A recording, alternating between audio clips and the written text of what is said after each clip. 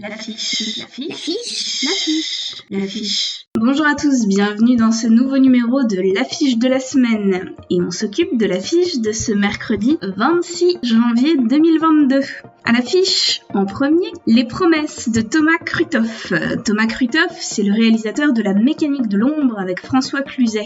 Cette fois-ci, son long métrage s'intéresse au milieu de la politique et en particulier en ce qui concerne les maires, les municipalités et comment on fait pour gérer une petite ville quand on n'a ni le budget ni le soutien des politiques au sens plus large. A priori, ce long métrage est réalisé sans idéologie derrière. Thomas Krutoff précise d'ailleurs que les différents maires ou personnages que l'on peut apercevoir ne sont affiliés à aucun parti pour éviter, justement, des propos trop orientés politiquement. Mais en revanche, il a requis le concours de maires en exercice et de leurs témoignages pour savoir, très concrètement, comment ça se passe au quotidien dans la vie d'une mairie. Le film est avec Reda Kateb et Isabelle Huppert.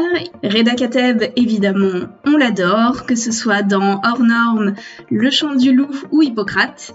Isabelle Huppert, on est peut-être un peu moins fan, mais elle semble réellement collée au personnage, alors probabilité de visionnage, 90%. Deuxième film à l'affiche cette semaine, Presque. Un film qui parle de handicap, sur le handicap, avec un handicapé à l'affiche, mais pas que.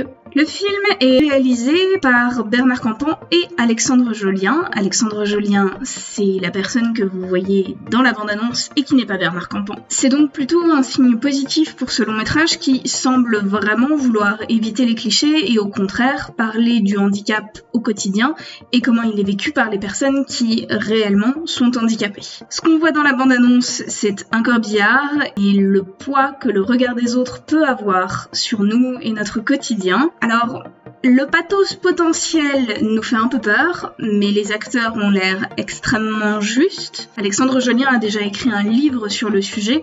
Il n'est pas simplement dans le ressenti émotionnel, mais vraiment dans la réflexion de ce qu'on peut faire pour que la société évolue sur ces problématiques-là. Alors, pourquoi pas? Probabilité de visionnage, 45%.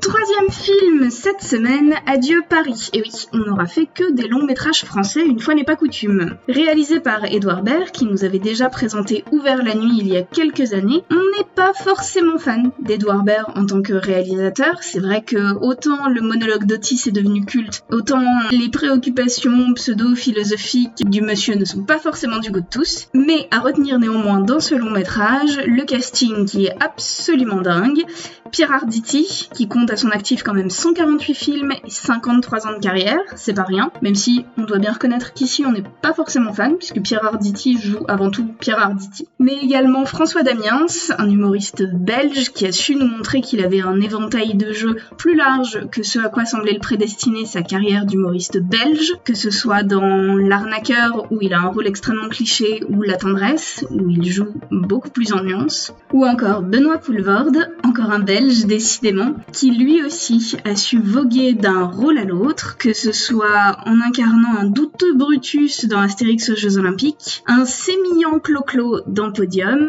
ou encore un Monsieur Tout-le-Monde dans C'est arrivé près de chez vous. Pas sûr que ce film plaise à tout le monde, pas sûr que ce film ne se regarde pas avant tout le nombril, il était à mentionner ne serait-ce que pour son casting. Probabilité de visionnage de notre côté, 15%.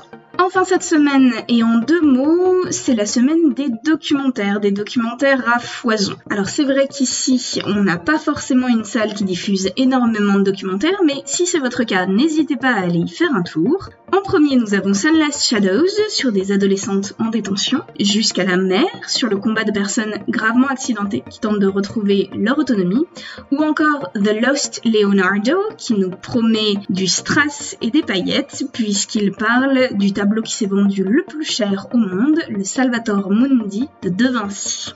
Sur ce, on vous souhaite une bonne semaine, allez vous faire des toiles, ça réchauffe, et à la semaine prochaine.